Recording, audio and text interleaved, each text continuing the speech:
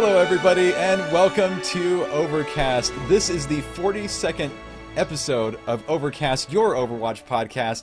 I am Frostee, and this week we swapped out hosts, and now Sawfty is sitting here in the chair next to me, but not really next to me, maybe a few thousand miles away from me. Just a few. Yeah, but we're glad to have you. Glad to have you back, you know. Glad to be back, man. I hate being away. Yeah, things took you away last week. Did you survive the family dinner? I did survive the family dinner. Yes, we had some family that were from out of town that used to live here. So they were here for one night, so we kind of had to do it. I apologize. It's all good. Family first. That's how it goes. Yep. Especially when it's the wife's family. Yes, exactly. That's how it goes. So remember, all of you can follow us on Twitter. That is at Overcast Show. You can also find the show notes of the show at theovercastshow.blogspot.com. Head to frozenfoxradio.com for this and all the other shows that the Frozen Fox Radio Network has to offer. Big changes coming, but that's going to be in the future.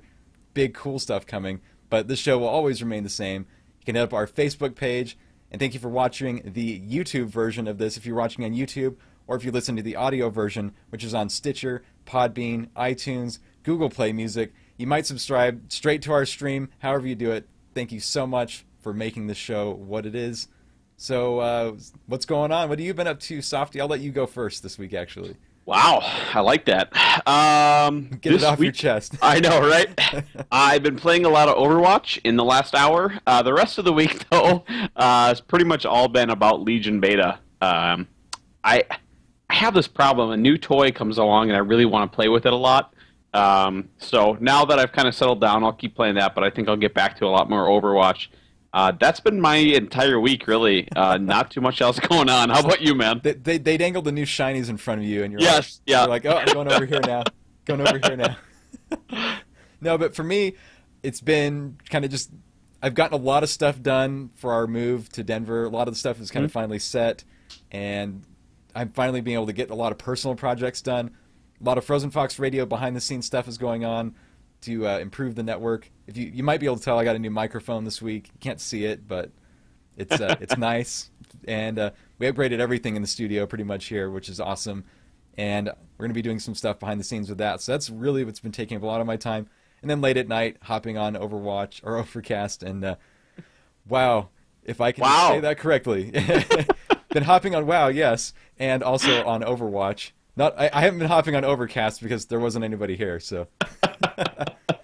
But other than that, yeah, that's been my week. And Ova, of course, isn't here because he's partying up in Vegas. We had to resist the urge to cold call him and see if we could get a live report from the Strip this week, but I still want to. Yeah, we'll get the recap. I don't think he's online right now, so I couldn't do it anyway. So let's talk about the stuff going on this week. I mean, let's do it. There's been PTR and WoW, but they talked about it, whether they were actually going to do it or not, and then they pulled the trigger on it. We're going PTR for Overwatch, our first technical PTR that we've ever had. Yeah. And it's been a doozy because it brought a lot of cool stuff to the game, right? Yep. So I'll talk about there were some interesting things even in the Q&A about the PTR that I want to say. Apparently they have a setup to where they can only support 10,000 concurrent players on the PTR, which I didn't know. That's with 10 million players. That's not very many. Yeah, I didn't expect that there would be a limit, at least that it would be that low. That's pretty low. We're talking beta. Yeah. Yeah, that's 1% of the current player base. Yeah, that's crazy. Yeah. And of course, things like loot boxes, you can't buy anything, and of course, if you're in the PTR, nothing. Who would do that? Over, right? So all your time and effort in the PTR, if you're spending it, because I know a lot of people have been, it's gone. It's gonna go poof. So let's talk about the patch that's coming. What we're gonna see. This is kind of gonna mirror the patch notes we're gonna see really soon. Competitive play. Oh yes, it is here. They have decided on how it's gonna work, at least so far. And first of all, level 25 is still that limit you got to be at. You got to hit level 25 to access it. So keeping that in place, kind of giving the assurance that whether you're good or bad, you have spent at least enough time in the game to know what's going on, hopefully. I think that's fair. I think it's good to have a cap to make sure that people have experience. I can't tell you how many people I know that spend all of their time in Overwatch just playing versus AI, and it's a whole different world. I mean, just thinking about quick play versus AI, but then to go to competitive, I think it's good that they have a higher level cap like 25. And I mean, for most of us that have been playing since beta, we're already way past that anyways. It doesn't 25 isn't really anything anymore. Yeah, it's kind of like, all right, whatever. Yeah. So there's going to be that. You still have the placement matches. You're going to be playing 10 placement matches. That's how the system will kind of go, get all the information about you and give you what's going to be called your skill rating, which is the new toy that we've got to play around with, right? Yep. So the skill rating is how the system will match you up against people that have similar abilities as you. And if you play well, you win games. This is what it says in the patch notes. The competition will become increasingly fierce throughout the 2.5-month season. Plus, your performance will be rewarded with unique in-game items like sprays, player kinds, and more. We'll talk about that a little bit later. Yep. And they've also made a bunch of changes to the format of competitive play. So the way they're going to be doing it now is, first of all, they have interface changes, which they're pretty. Yeah. Yeah, they are. And so they have that. And while they also say that because it's more serious in nature, they want people to know that that player behavior is going to be a little bit different, because now things mean something when you're playing competitive play, right? So stepping away from a game early or stepping away from your computer will make you ineligible to join a game until the previous game has ended, and continued infractions will result in restrictions or removal from competitive play. So if you're a chronic leaver, you'll get left behind, literally. There are plenty of those out there for sure. Yes. They did just some general updates. They didn't do any kind of balance stuff. I think they're back in that happy. I was waiting to see if they would drop anything about Diva, but nothing's happened. We know what's coming. That's what they keep telling us. Yeah, they keep saying, but they don't seem to be on top of that. Well, they're on top of it, but no, they're not. Yeah, they're not getting us anything out there. Maybe her arms are just going to turn into Bastion mechs. She'll just be able to mow people down. We'll get 2 chain guns or 2 mini guns, or we'll get 2 Genji swords. Hashtag confirmed. Or how about one arm is a Bastion minigun and one arm is a Genji sword? We'll just I'm a fan. I'm a fan.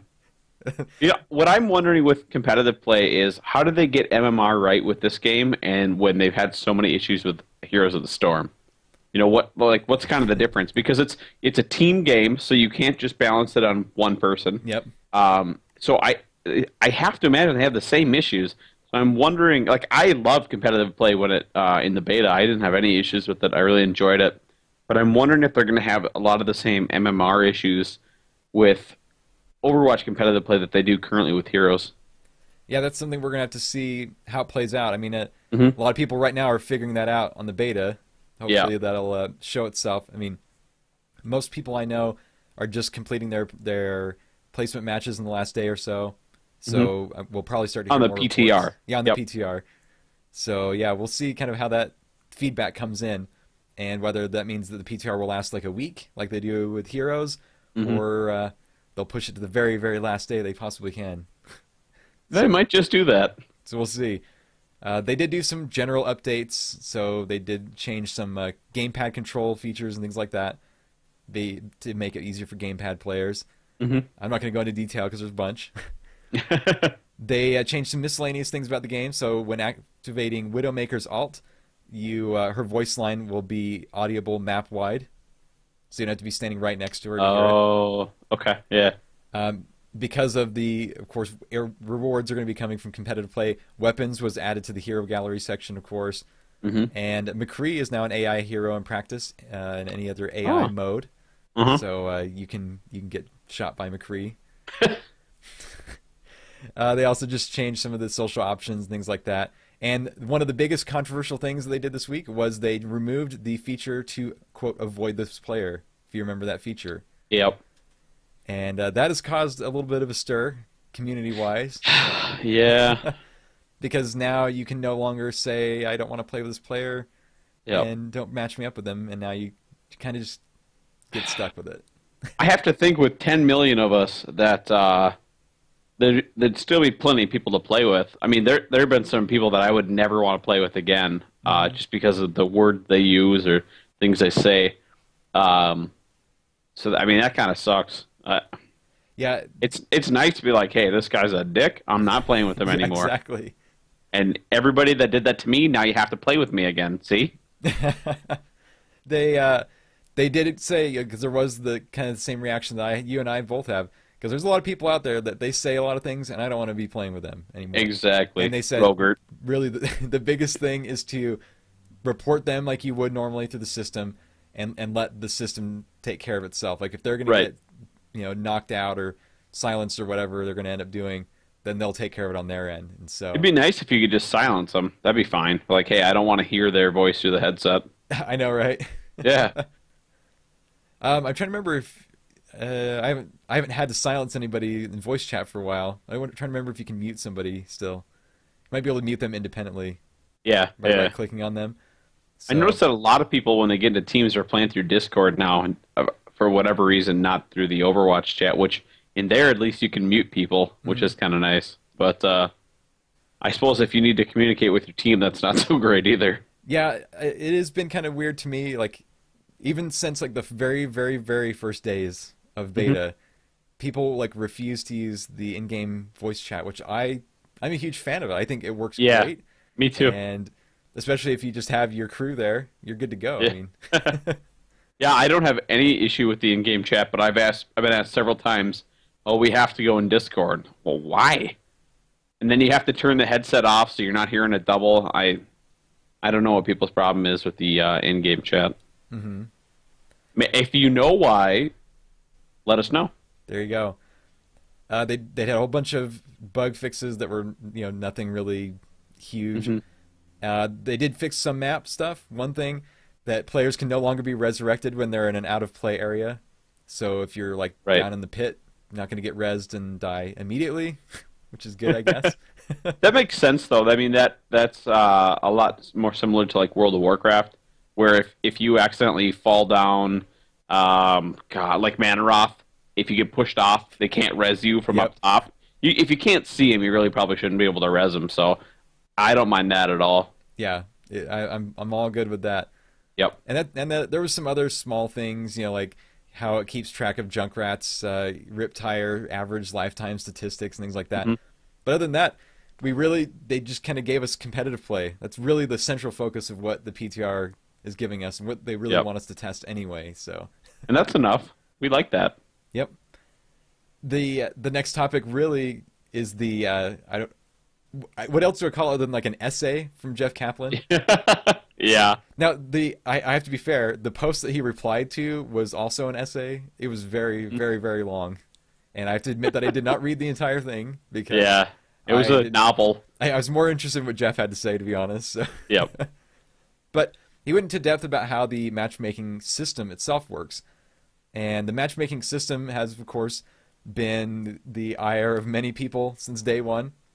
Yeah. And it's a continuing thing. And that's in many more games than just this. Yeah. That's a well-known issue. Exactly. And in this game and many others, I think the summary of the whole thing is it's very complicated and we're always working on it. Yeah. Yeah. But he did break it down into some things that were interesting to look at because he kind of explained how the matchmaker works in the first place. So he first of all said that the most basic thing that the game looks for when you're solo queuing, this we're just going to take it that right now, is that it tries to find, okay, is there 11 other people to pair you with? So the first most basic thing is there enough players to pair you with? The next one is time, he said. So he said the matchmaker will try to find a match quickly and not force you to wait too long. The common thing that happens is that a player will become dissatisfied and they say, I don't care how long you'll make me wait. I'd rather wait 20 minutes and have a good match than get mismatched into a bad one, kind of thing. Yeah, but waiting 20 minutes into a bad match ain't fun either. Yeah.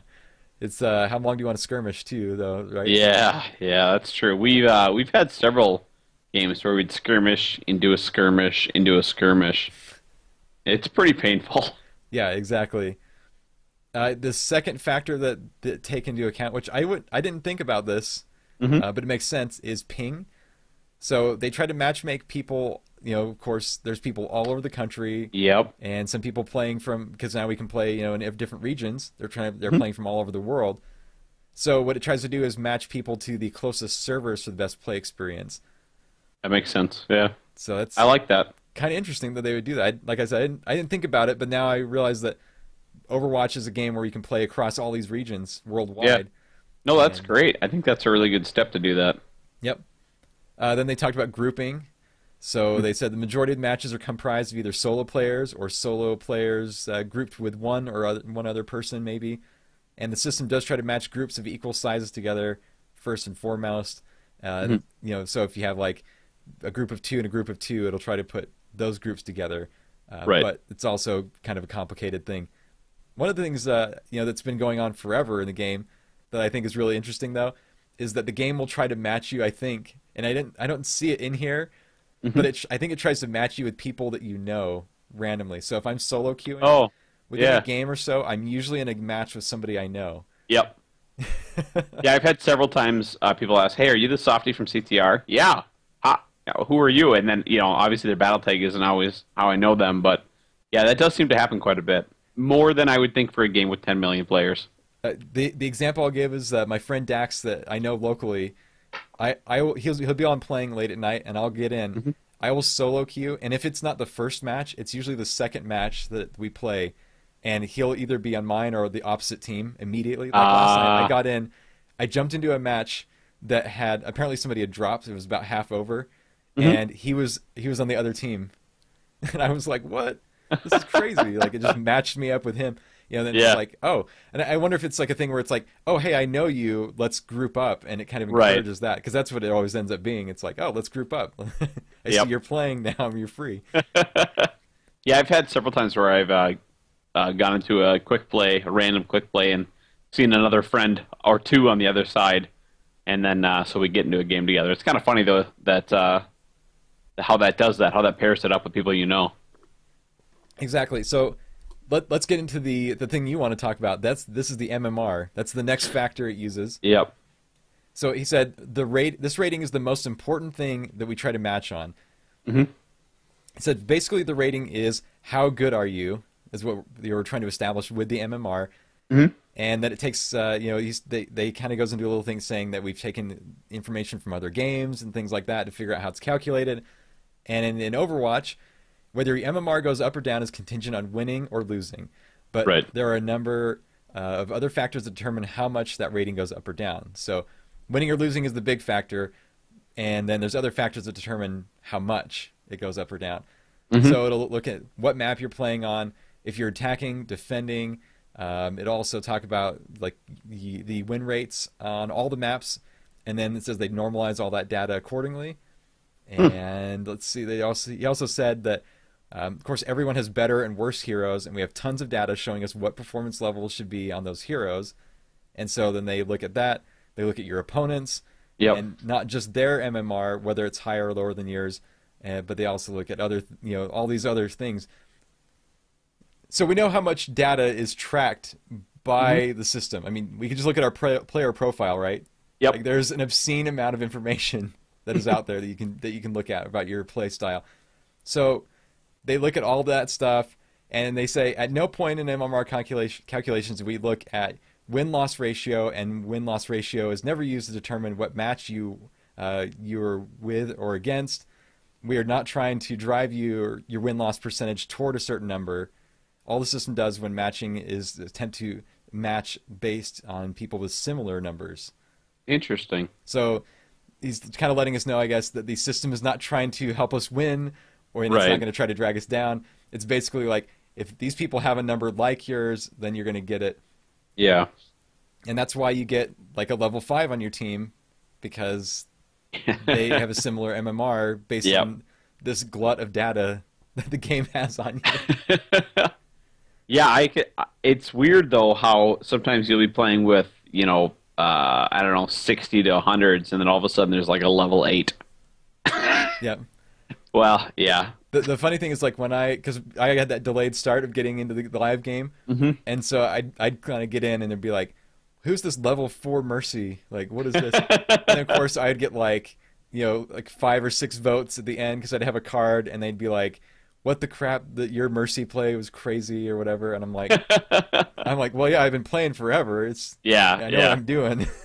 You still do get groups of brand new people, which I think is pretty cool. We've been in it for a while now, and you just kind of think everybody has too. But yeah, it's nice to see crops of new people coming in all the time. Yep. And then like one of the last things that he talked about was like the different penalties and handicaps that people get.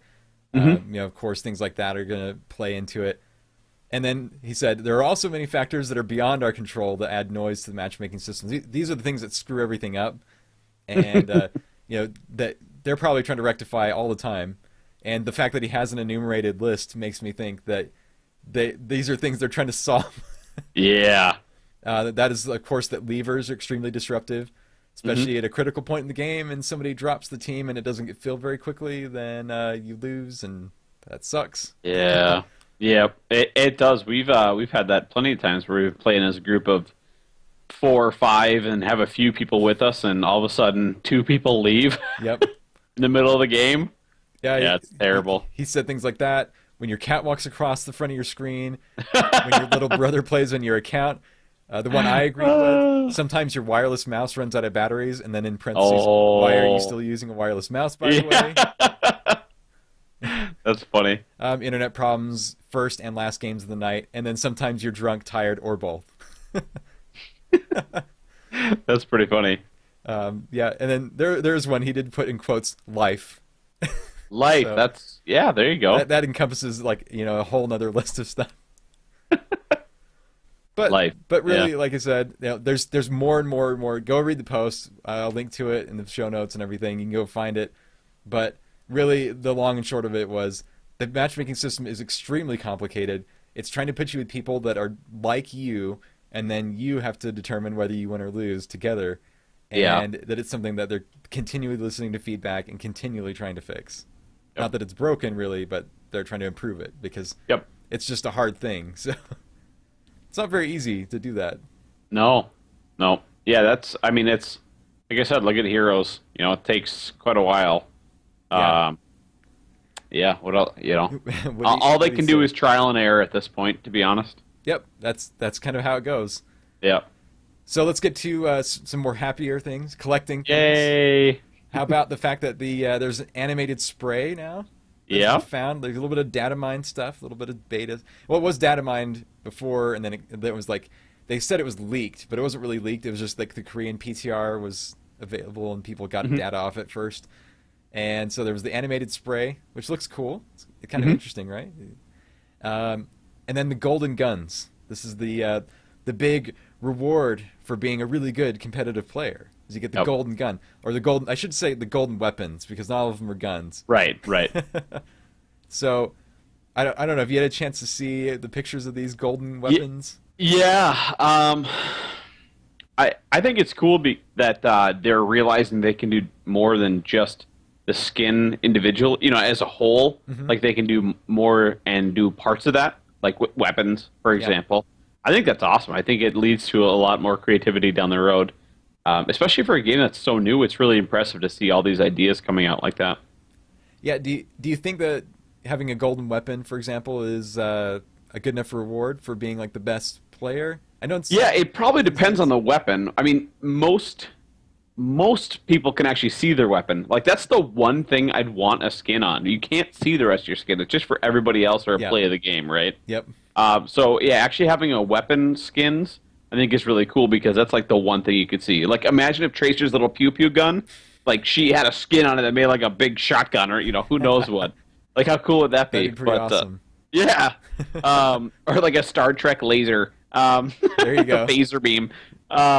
Yeah, no, I think it's a great idea. Gold maybe isn't my style exactly, but I definitely think there's some things that'll come down the pipeline with this. That that was my feeling was I like the fact that they have a cool way to show it off. And in other games, that was a way to show off how elite you were, I guess, for lack of a better word. So I like that, but I agree with you. Gold is not my color, right? And while it stands out, it would be a stark contrast to pretty much every skin I use. So if I could choose like silver, it'd be cooler, I think, for me. Yeah. Yep. Maybe Chrome have like an ultra reflective weapon.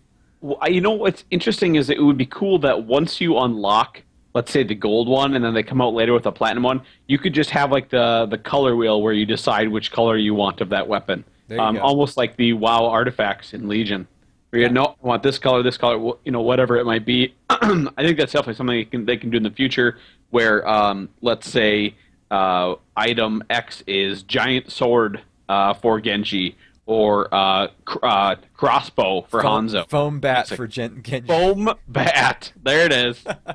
Foam bat. I love it. Nice. Yeah, it opens up the world, though, like the fact that weapons now would be their own class of things for your hero. Yes. To see where they go with this, because now you can have interchangeable weapons that just come in. That also adds another category to drop in a loot box, for example. So right. Think about it that way. So we'll see what they do with it. We'll see what they do. And the last piece of news before the the end of our news segment is done is the news from Korea. Yes. Yes, I just heard this recently that Overwatch has now become the #1 game in Korea, surpassing League of Legends. The first time it hasn't been League of Legends at the top in 8 years, I think it was. For a long time. Yeah, which I thought was amazing because League of Legends is a free-to-play game if you choose. Overwatch is not. So you're at minimum paying $40 US anyways to play the game. And to have that overcome a free-to-play game, I think that's really incredible. Especially, what have we been doing this a few months now? Yeah. That's pretty quick. Pretty fast. So yeah, we gotta hope it sustains that momentum now. Yep. I think all the peripheral stuff they're doing with the game, promotions. I mean, okay, how awesome was Overwatch promotions? I mean, the work that they did was just incredible. I thought that was such a cool thing that they decided to do. Made news. You know, how awesome is that? I'd love to see that with other Blizzard franchises, to be quite honest. But I think Overwatch did a great job, and I think that definitely helps. You know, honestly, if other franchises did that, I'd want to go see it. But Overwatch did an amazing job. They're getting their name out there, obviously, really quickly, and now they're the #1 game in Korea, which is, we all know, is a esports mecca. Yeah, and this esports game, which, you know, there's tournaments all over now, already starting up, popping up. I mean, we're going to be in the one this weekend for CTR, just our guild alone. Yeah. So this is exciting stuff. It's exciting times for the game overall. Yes, it is. All right, so we're going to go to the Hero Spotlight this week. Sawfty, give us the long and the short. The long and the short of Torbjorn this week. Hero Spotlight.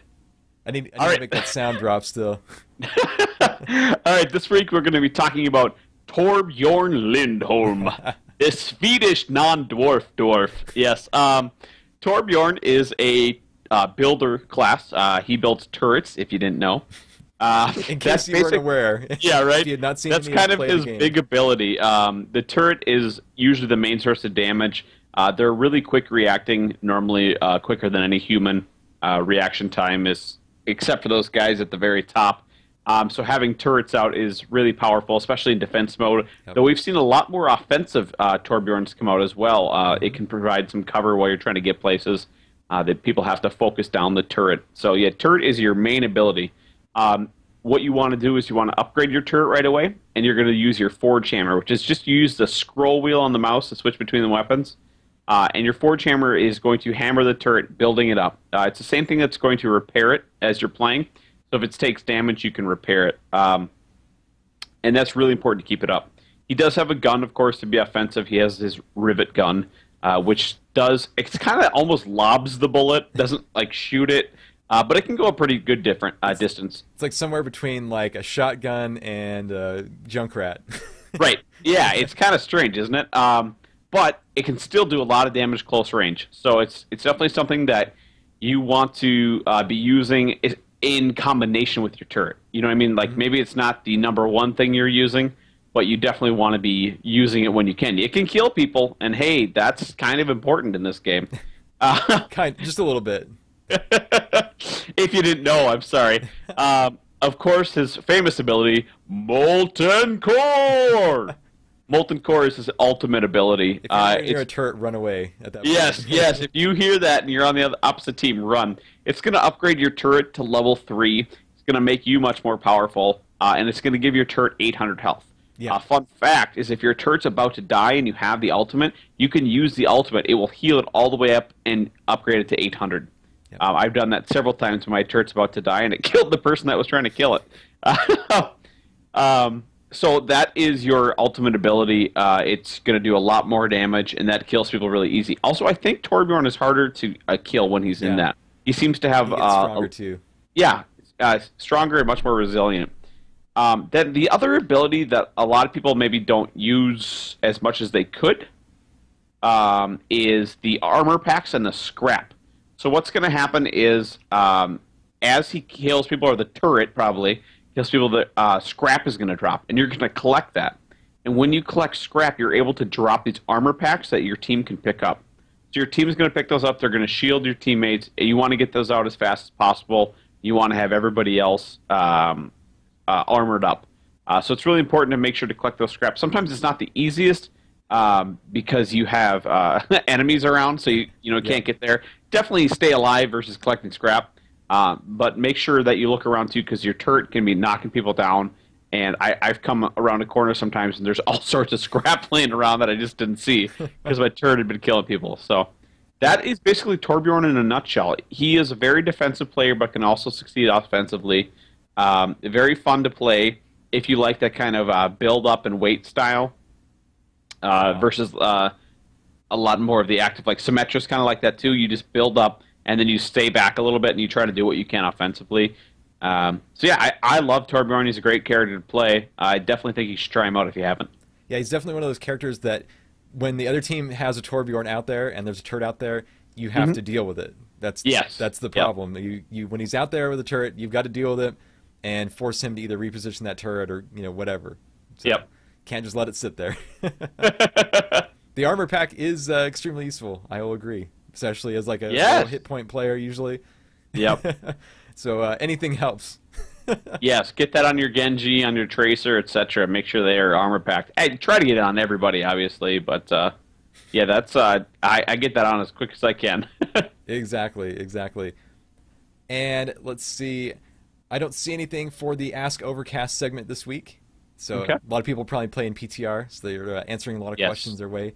So remember, if you have any questions for the show, you can always use hashtag AskOvercast. You can tweet us at us either way. But any of your questions, we'll answer them right here on the show. And then, Sawfty, any shout-outs this week? Yes, I still want to give a huge shout-out to WoW Challenges, Stone and Thule, and just everybody that came down for the CTR meetup. I had such a blast with everybody. I did get a little burned out, I'll admit, after the 40-plus hours awake. But I had so much fun with you guys. Yeah, I had an absolute blast. I just want to give a shout out for everybody that came down. Pat and Jules and Eve, you guys ran it. Just amazing. Ursangus, Mage. Thank you all so much. I really appreciated everything you put together. We had so much fun. Excellent. That is awesome. And let's see. I think that brings us really to the end. The CTR tournament is this weekend, so we will take home the gold. We'll mow that. We'll mow everyone else down, even with having to figure out who we're going to be filling our team with, some other people. Yes, without any time playing together, we will mow them down. We will meld, and those of us who are, we've kind of already melded, the three of us that play together, we will carry the team. How about that? I love it. Unless we get some really amazing people, which we might. You never know. Yeah.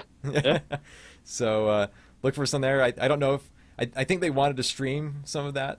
Yeah, I believe Totem will be streaming it personally while the rest of us play. So we'll have one dedicated streamer to do it all, which I think is awesome.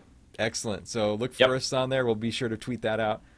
And that's pretty much it. So remember, you can find us on social media. You can go to Overcast Show for us. TheOvercastShow.blogspot.com is where you can find our show notes.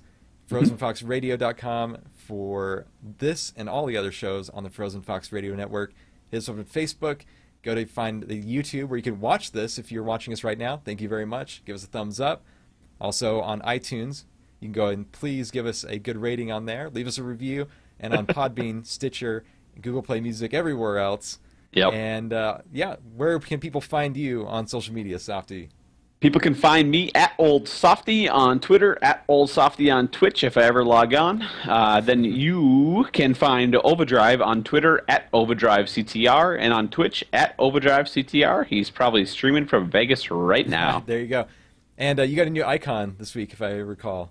I do. Loved it. Yes, the Cranky Tank was super awesome and did that for me. It's also the background or the banner on my Twitter. Did an awesome job. Dude is super inexpensive, such a pleasure to work with, and I'm kind of picky, and he was just, I mean, honestly, go to him. I think it's at the Cranky Tank. Guy's just amazing, and he's a really good artist too. There you go. Well, thank you, and thank everyone for being here for the 42nd episode of Overcast. We're getting closer to 50. We promise a giveaway when we get there, so it's getting pretty close. Can I win? You are not eligible, I don't think. Ah! So, unless you quit the show, maybe then, right? Just for 1 week, right? Quit the show for a week, right? Then you're eligible. But thank everyone for coming out here for Overcast, your Overwatch podcast. I am Frostee. I'm Sawfty. And Overdrive somewhere else. And we'll see you next week. Ching, ching, ching, ching. Peace!